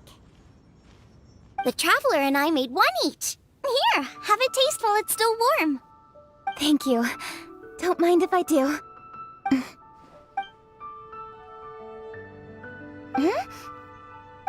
What is it? What does that face mean? This flavor... I've tasted it before. Apologies. Xiangling, Traveler, thank you both. This is everything I had hoped it would be. It tastes wonderful and... quite amazingly, somehow it took me right back to my childhood, when my grandfather was still around. Really? That's awesome! I didn't have a chance to fully explain before. In fact, when Master had filled in the missing parts of the recipe for me, I realized that I already knew how to make this dish. You already knew? You mean you were able to make this without ever seeing the recipe? Uh-huh. My dad taught me how to make it. Wait, but isn't this dish from Kuching's grandpa's notes, though? About that. I do not believe that this recipe was my grandfather's creation. My grandfather was a well-known real estate tycoon in Liyue, and also a scholar. He was an avid collector of old books and was quite knowledgeable on many of Liyue's customs and traditions that are no longer practiced. As a child, I used to spend a lot of time with him in his study. We'd read the classics together, then debate how much of it was actually genuine, and whether Rex Lapis was real or not. He used to say, books are just a bridge that bring us a little closer to history. It's up to those of us in later generations to ask these questions, search for the answers, and decide what they mean. Since then, my grandfather has passed on, and I've grown up to become a Chising. My views on Rex Lapis have changed in this time too, from myth to reality. For me, the name Rex Lapis is inextricably wound up with memories of my grandfather. Whenever I see his name written down, it always reminds me of sitting in my grandfather's study, seeing all of his notes. As I said earlier, this recipe came from those same notes. It's an ancient dish that he was trying to restore to its original form. But, unfortunately, without the full recipe, he never quite succeeded. Still, each time he tried cooking it, he'd always get me to have a taste while it was still warm. The memories. This really is the taste of my childhood. Ancient dish? Are cornbread buns really that old? Well, at least in my family it is. My dad learned how to make it from his dad, and supposedly it's been passed down that way for generations. We call them chili mince cornbread buns. They're a traditional folk food snack, easy to pack up and take with you on the road. So they're the perfect thing to eat on the go. Seeing Guoba just reminded me of something. I actually made this dish on the day I first met Guoba. How did you first meet? It was in a cave in the mountains. I ducked inside to get out of the rain and saw an offering table in there, so I put the cornbread buns I'd brought with me on it. Then I ended up falling asleep, and when I woke up, I found out that Guoba had eaten every last one. Guoba followed me around ever since. We're practically family now. Hold up! Stop the conversation! Look! The stone! It burst open! It's... Guoba? What are you... What? Ah, I see the chili mince cornbread buns have been served. Master! Granny, look! The stove god statue looks just like Guoba! Oh, indeed it does. After all, Guoba is the deity you've been searching for. God of the stove. Guoba is a god? You asked me if a sufficiently festive atmosphere would be enough to reawaken the stove god. And my answer is this. Yes. And no. The stove god has always been a deity with great affection for the people, and who acts in response to their desires. To him, the heart's passions and the heart's desires are not the same thing.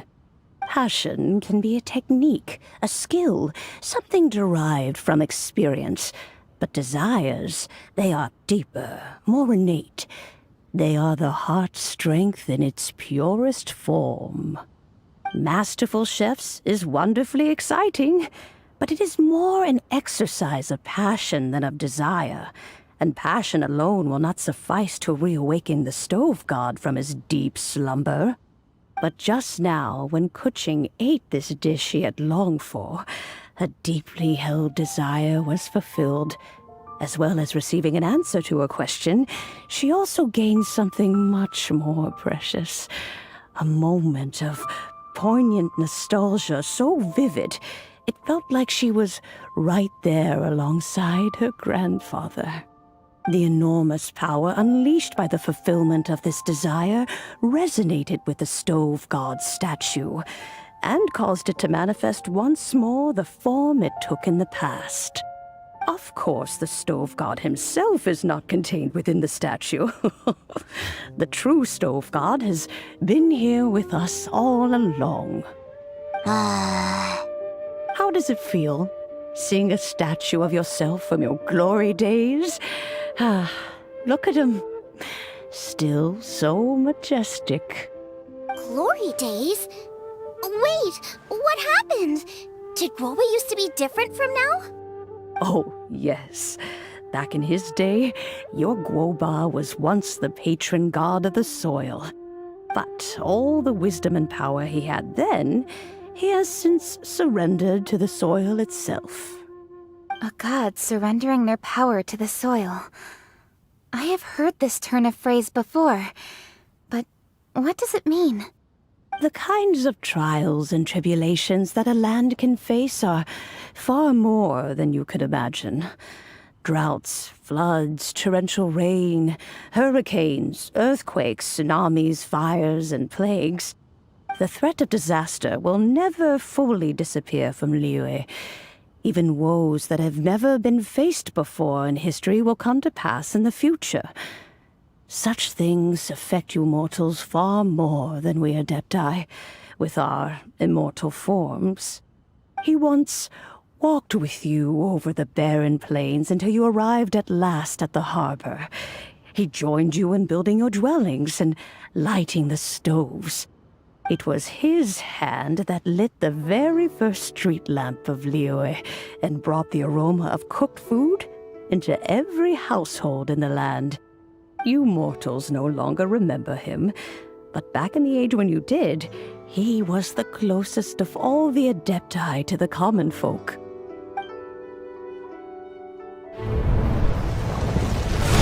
Moonchase, god of the stove, born from a spark when stone struck stone. He was a god with a great love for humanity and their well-being. Millennia ago, the people sought to expand their city. They built a dwelling on the plains and called it the Guili Assembly. The stove god cared greatly for the people, turning himself into minions who went into every home, fostering food and solidarity alike. Alas, their home was taken by a flood. The waters ravaged the Guili Assembly and forced the people back south to Liyue Harbor. Though the distance was not far, the journey was plagued by a terrible storm. For a dozen days, the Adepti stayed by their side. During this time, the stove god cooked an ancient delicacy, flatbread with a meat sauce to stave off the cold and damp, fit for those on the move. Centuries later, disaster and plague arose once more. The stove god would appear no longer, for he placed all of his power into the land itself to quell the calamities. His power expended, and his wits greatly reduced. Thus his body decreased in size. By the time he parted ways with us, he wasn't even the height of a human.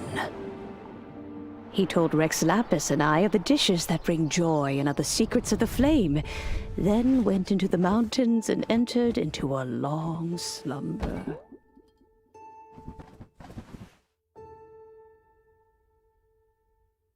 The stove god departed, and Guoba was born. When he awoke, he ate the Chiliman's cornbread buns placed on the offering table by a young lady in yellow. Though he did not remember the past, he was profoundly moved and decided to follow this young lady thereafter. The stove god had quietly disappeared, but the vendors rose early to hawk their wares. People went out to buy goods, lit their stoves, and cooked food, just as they had done every day for as long as they could remember. In Liyue, things have always been this way.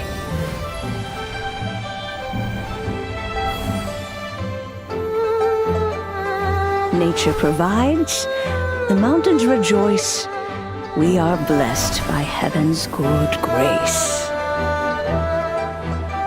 Years have gone by. The world has transformed, but our way of life survives.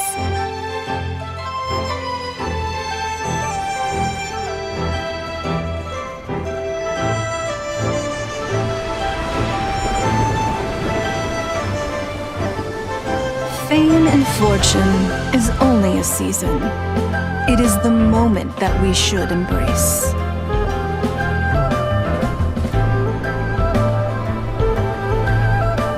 Past meets present. Heritage becomes legacy. Long into the future may we thrive. You once told me that dining is the profoundest of customs in the human world. To eat well is to consume vitality itself, and to drink well is to partake of the very essence of the world. It is a matter of paramount importance, you said, for people cannot face the arduous journey ahead on an empty stomach. At once a humble affair and a profound one. A humble meal of maize and spring water is also profound in that. By ensuring one's survival, it paves the way for millennia of human history and culture to come. My dear friend, Liyue has changed so much while you have slept. Looking at the prosperity and beauty around us today, does it make you happy? Guoba, this is kind of a huge deal. Why didn't you say anything? He is not who he once was. Even the power of speech evades him now. There is no way he could have told you. Oh. Guoba, but... Xiangling. Do not be saddened, Xiangling. There are two sides to everything. Guoba may have lost many of his formal faculties, but he is now as carefree as can be, without a single worry in the whole world. In this world we inhabit, who can truly be said to live a life free of all woes? Those with a mind and with the knowledge will certainly be troubled by all manner of things. But he has gone further than us in his journey. He had both wisdom and courage. Everything he took upon himself, he was also ready to part with. His carefree demeanor today is a testament to the fact that he is at rest. So since you are his friend, take good care of him. Go out to walk and play. Allow him to eat, drink, and be merry. I will! You can count on me! Xiangling, you have an adeptal affinity. Guoba follows you around because he has respect for you. The moment he awoke, he was met with the familiar flavor in the chili mince cornbread buns he ate. After all that time, he still recognized the dish he had invented, and he approved of you as the one who had cooked it. That's right. The taste of one's home cuisine always brings back memories of home. Though he remembered nothing, eating the food you had cooked gave him a feeling of familiarity. That is why he stuck by you. You may be the first person in history to give the stove god the experience of being a satisfied customer. That makes you quite a remarkable chef. If that's true, I couldn't be happier. Because putting a smile on customers' faces is what we chefs are called to do. Well then, it's getting late and I still have things to do. Time for me to say goodbye. Traveler, Paimon, Xiangling, thank you all very much. I look forward to spending more time together in the future. I guess my dad's probably heard the good news already, but I should still go catch up with him. Master, it's been a while since you came by. Why don't you join me? He thinks about you all the time, you know. He's always telling me to invite you over. Oh, goodness me. Then, far be it from me to refuse. Off we go, then. Let's saunter over gently and see how all the city folk are getting along.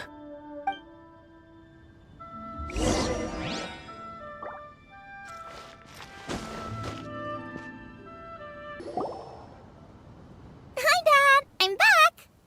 Hey! What are you doing there? I should be the one handling that. Oh no! Guoba's taken off!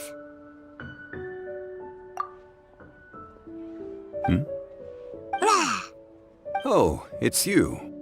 Hello there, old friend.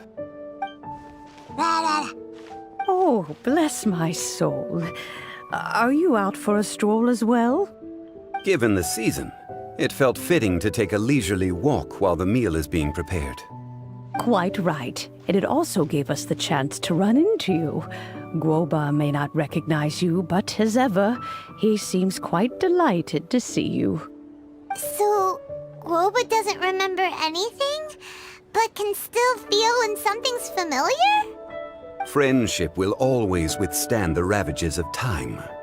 Traveler, what do you think of the name of this festival? Moonchase. The moon is a carrier of countless emotions. So many things only seem to surface as we gaze up beneath its poignant glow. Wherever the moonlight shines, the heart is wont to follow. Fond memories of those no longer with us. Debts of gratitude to old friends. The meaning of ages past and gone. All wrapped up in the city that has existed for so many moons to date. All these things and more. They are why people chase the moon. In old age, the sight of many things puts one in a wistful mood. But children are always a beautiful sight to see. Such exuberant life force. It seems to well up from deep within the land itself. A land that has been in existence for so many millennia, and yet one that still dazzles today. Traveler, this Moonchase festival has been all the more entertaining with you here to witness it. Now, let's have Xiangling brew us a nice pot of tea. We shall drink and chat at our leisure. You simply have to try the winning dish of this year's masterful chefs.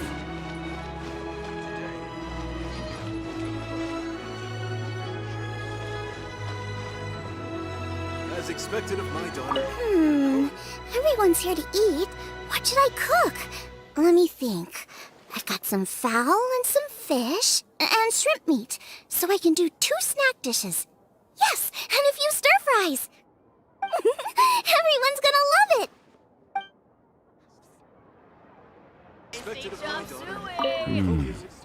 The food at Wan Min restaurant is excellent.